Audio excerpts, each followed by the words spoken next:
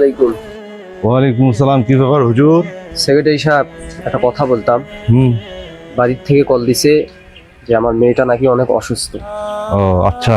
তো আপনারা তো মাস শেষ না হলে বেতন দেন না।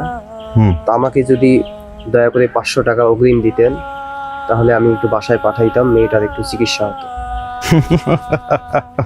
হুজুর, আপনি মনে হয় ভুলে গেছেন, আপনাকে যখন মসজিদে মুয়াজ্জিন হিসেবে নিয়োগ দেই তখন আপনাকে বলা হয়েছিল যে আপনাকে আমরা মাস শেষে 1 তারিখ থেকে 5 তারিখের মধ্যে বেতন দেব, কিন্তু এর আগে একটি টাকা দিয়েও আপনাকে সাহায্য করতে পারবো না। বুঝছেন হুজুর?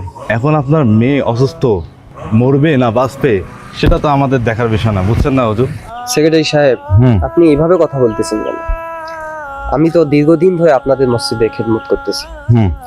আর আমার মেয়ের জায়গায় যদি আপনার মেয়ে অসুস্থ হতো তাহলে কি আপনি দ্রুত তার চিকিৎসা করতেন না?